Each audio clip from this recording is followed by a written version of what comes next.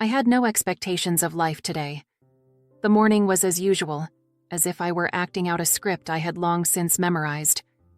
I got up early as usual, prepared the coffee in my little cafe, the smell of freshly ground beans wafting around me. I wasn't expecting any surprises. My life had become a well-rehearsed routine, serving the same people, smiling, chatting about the weather, and closing up shop at the end of the day. But something changed that afternoon, something subtle but undeniable, like the calm before the storm. By mid-afternoon, things had settled down. The usual crowd had come and gone, and I locked the door behind them for a short break. I needed some time to catch my breath. My fingers brushed against the counter. I lingered a moment longer than necessary, lost in thought. Was I longing for something more than the safe monotony of my life? At 48, life had been reduced to little more than the ebb and flow of ordinary days.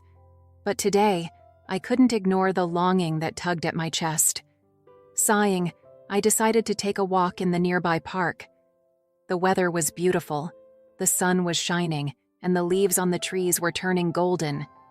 I needed some fresh air, something to take the weight off my mind. The park was quiet, except for the occasional jogger or dog walker, and I found myself walking along familiar paths, watching the ducks glide across the lake, trying to calm my mind. That's when I saw him. He was sitting on a worn bench by the water, lost in the pages of his sketchbook. There was something about him that made it hard to look away. He was tall, probably 6 feet, broad-shouldered, the sleeves of his shirt rolled up to expose his muscular arms. His hair was dark and unkempt, as if he had just rolled out of bed, giving him an air of relaxed, effortless charm. But it was his face that struck me most. He had strong features, prominent cheekbones, a jawline sharp enough to cut glass, and dark eyes that seemed to look right through me. I couldn't stop staring. He was so absorbed in his work that he didn't notice my gaze, but there was an undeniable attraction between us. It was as if he was in his own world, a place I longed to enter. What was he drawing? What was he thinking? I stood there for a while, not sure what to do. Not sure why I was suddenly so fascinated by this stranger. I must have stood there longer than I thought, because suddenly he looked up. His eyes met mine, sparkling with curiosity, and I felt my heart leap in my chest. His gaze was piercing, as if he could see right through me, as if he was searching for something in my soul. "Are you all right?" he asked, his voice soft and deep, as if it carried the weight of 1,000 unspoken words. Suddenly I came to, my cheeks flushed with embarrassment. "Oh, yeah, I was just thinking," I said, looking away quickly, suddenly unsure of myself. He smiled, a warmth spreading through me with a slow, knowing grin. "Don't worry, it happens to me all the time." I chuckled nervously and looked everywhere but at him, my eyes lingering on a nearby tree to avoid the intensity of his gaze. "I didn't want to disturb you," "You're not bothering me," he said, his voice as calm as if he had all the time in the world. "I'm Adrian." "Rachel," I replied, my voice betraying the fluttering in my chest. Was that her? Or was it me? Adrian leaned back on the bench, his long fingers still gripping his sketchbook. He casually turned it over and handed it to me. I was just doodling. Nothing special. I took the sketchbook from him, and as my fingers touched his, an electric spark went through me. I looked at the drawing, an intricate sketch of the lake, the trees, and the ducks, all drawn in a surreal, dreamlike style. Every detail was perfect, the shadows soft but strong, as if the scene were alive. "This is beautiful," I said, my voice barely above a whisper. "It's as if you've captured the spirit of this place." His smile softened, and for a moment I saw something deeper in his eyes than the average artist. "Thank you. I like to capture things that most people miss." I felt the weight of his words, as if he was speaking directly to me. "I'm always looking for the quiet things," I said, surprising myself. moments that pass without anyone noticing. We sat for a long time without speaking, but there was a connection between us. The air around us was different, as if the space between us was too small to hold all the unspoken thoughts and feelings. Finally, Adrian broke the silence. "Let's have coffee sometime," he said, his voice low and relaxed, but with a hint of something more, something unsaid. Part of me wanted to say no, to push him away before things got complicated. But the other part of me, the part hungry for excitement, was desperate to say yes. He was maybe my grandson's age, very goy. Should I be ashamed of these feelings I was having? But an energy inside me that I couldn't resist was pulling me towards him. I hesitated, my heart pounding. Sure, I'd like that. Adrian's eyes lit up, and for a moment, I felt I had made an important decision that would change the course of my life. As we got up to leave, he followed me with his eyes. With every step I took, I felt that something new was beginning, something unknown, but exciting. The days between that meeting in the park and the moment Adrian and I finally met for coffee seemed to go on forever. I kept telling myself it was just a coffee, nothing more. I rationalized. But day after day, I couldn't stop thinking about him. The way his eyes swept over me, the quiet intensity in his voice, as if he could see right through me. The day had finally come. I had spent the morning in a flurry of anticipation, and when it was time to meet, I closed the cafe a little earlier than usual, my hands shaking slightly. I felt like I was about to step into the unknown, but at the same time I couldn't stop myself. I met Adrian in a quiet cafe not far from the park. The moment I saw him, I felt the warmth of his presence even before he spoke. He was sitting at a table in the corner, casually sipping from a coffee cup in his hand, his dark eyes scanning something in front of him. As soon as she saw me, she stood up with a relaxed smile, as if we had known each other for years. "Rachel," she greeted me, her voice like warm honey. "You made it." "I almost didn't make it," I admitted, feeling a nervous laugh rise. "I kept making excuses, but I'm glad I did." He gestured to the seat opposite and I sat down, our eyes never leaving each other's. The atmosphere between us was electric, like a current running just below the surface. "You look great," Adrian said, his eyes sweeping over me with the intensity I was expecting. There was no pretense in his words. He was open in a way that made me feel both seen and vulnerable. "Thank you," I said, my voice soft. I felt my cheeks flush slightly and took a quick sip from my cup, trying to hide my nervousness behind the porcelain. We spent the next few minutes talking about everything and nothing. He talked about his travels, his love of drawing, and the places he had lived. I couldn't help but be struck by the passion in his words, the way he described every simple thing as if it were something extraordinary. Isn't it strange? Adrian leaned forward, his eyes locked with mine. How do we go through life without really noticing the world around us? We get so caught up in the noise that we forget to appreciate the quiet things, the moments that shape us. His words struck a chord with me. Isn't that what I've been doing for years? Hiding from the world, keeping everything organized and predictable, afraid to embrace the unexpected? I guess I'm guilty of that too, I said quietly, my fingers running along the edge of my coffee cup. Sometimes I forget how to really feel, how to really live. It's just easier to exist. There was a short silence, and then Adrian smiled, the same knowing smile. "I don't think you're the type to just exist, Rachel," he said, his voice deep and serious. "I think you were waiting for something to move you, something or someone." His words hit me like a jolt of electricity, and for a moment I didn't know how to react. I felt as if he had seen right through me, into parts of me I had locked away for so long. "Maybe," I whispered, not trusting my voice.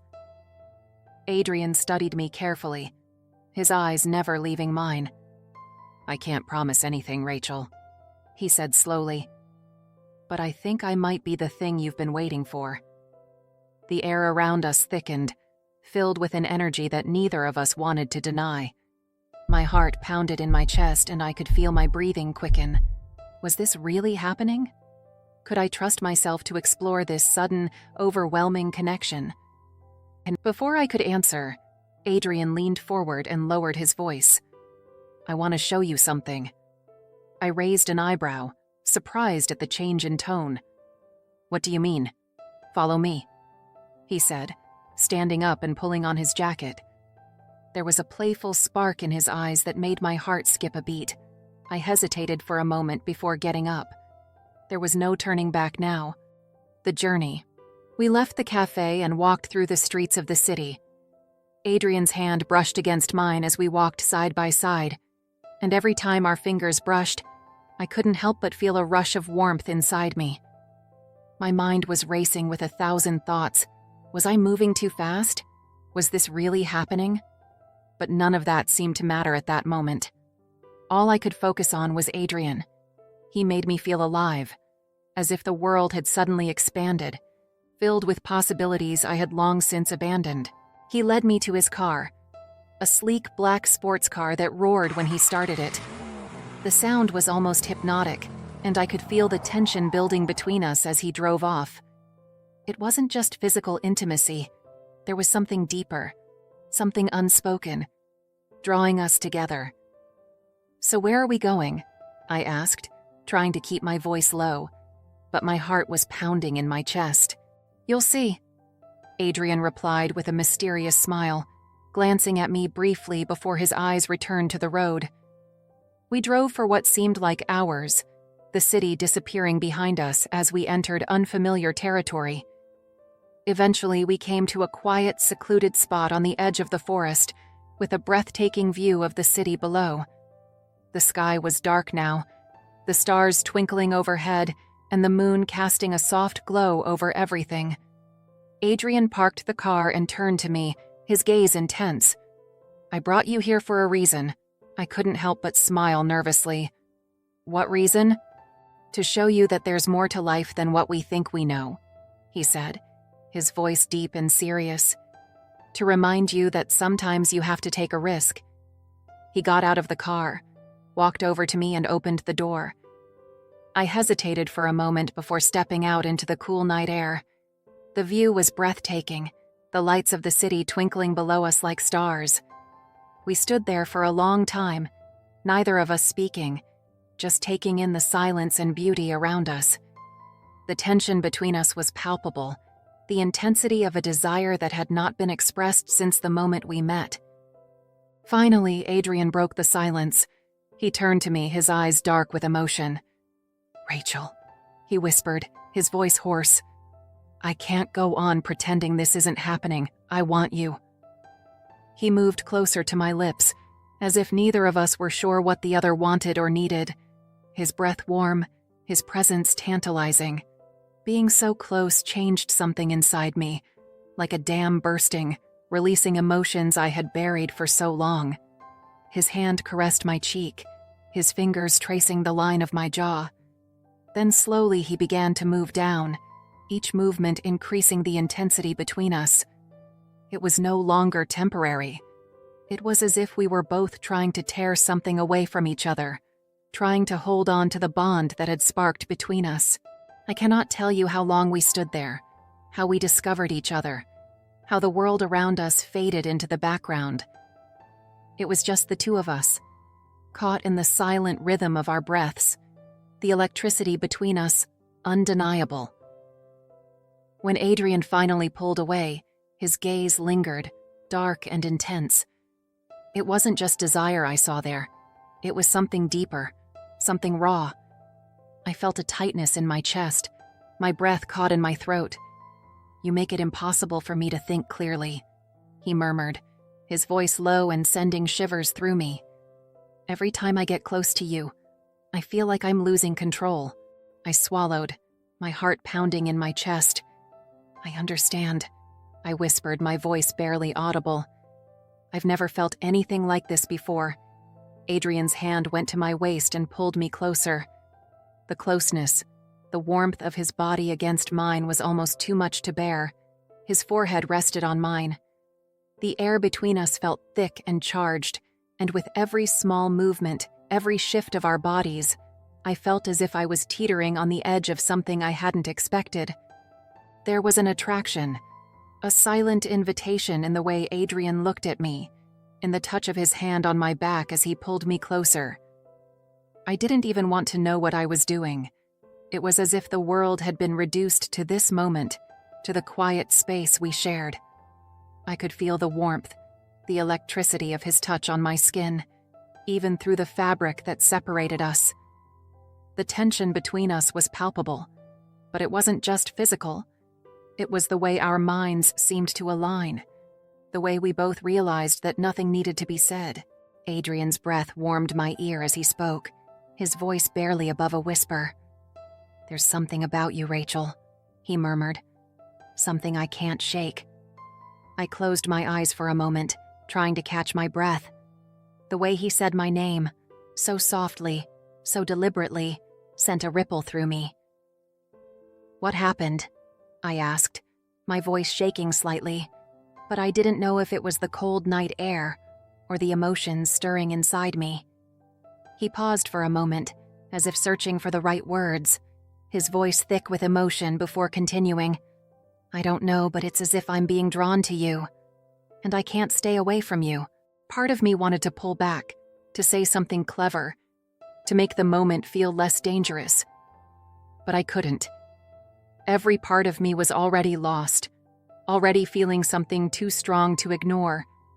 So instead of speaking, I leaned in again, moving closer to his lips, as if the weight of everything unspoken between us was finally being released.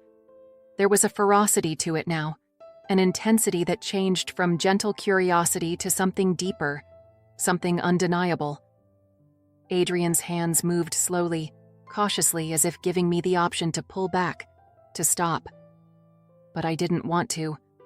I wanted to stay there, to be caught up in this whirlwind, even though it felt like it was going to swallow me whole. He took me in his arms and put me on the back seat of the car, where we plunged into each other's depths. I felt the world disappear completely. The only thing that mattered was the warmth of his body, the steady rhythm of our breaths, and the attraction that had been there from the beginning. My heart pounded in my chest, and I could see the same intensity in Adrian's eyes. There was something different now. Something between us that could not be ignored or dismissed. The gap between us, once filled with unspoken longing, now seemed to have become a bridge. But we both knew it was not a bridge that could be crossed with words alone. Adrian took a step back, his eyes scanning my face as if trying to read me, to understand what I was feeling. I studied his face, trying to find any sign of hesitation, but all I saw was the same pure honesty that had drawn me to him in the first place. "Rachel," he said again, his voice deep and determined, betraying the depth of his feelings. I don't know where this is going, but I know I can't stay away from you. I swallowed hard, my pulse quickening again. "I don't want you to do this," I whispered, my voice barely audible. "I don't want you to go." "Rachel." Adrian's voice was low, barely above a whisper, but the intensity behind it made my heart race. "I've been waiting for a moment like this." His words sent a wave of warmth through me, igniting something deep inside. My heart ached, not with sadness, but with a longing I hadn't allowed myself to feel in a long time. I didn't need to say it. I knew he understood. Words were no longer necessary. I wanted him to know. I wanted him to feel what I had tried to hide for so long. "I want you to know how much I care for you," I whispered, my voice trembling with emotion. I wanted to feel that. I wanted to feel close to you, Adrian. Something shifted inside him at those words. I saw the tension in his shoulders ease, his expression soften. "I felt that too," he murmured, his voice filled with quiet sincerity. "But it's not just about wanting, Rachel. It's more than that. It's something real." And that was it. The quiet, slow connection between us, the unspoken words, and the intense feeling of being exactly where we were supposed to be, as if time had stopped and we were, for once, exactly where we were supposed to be, together.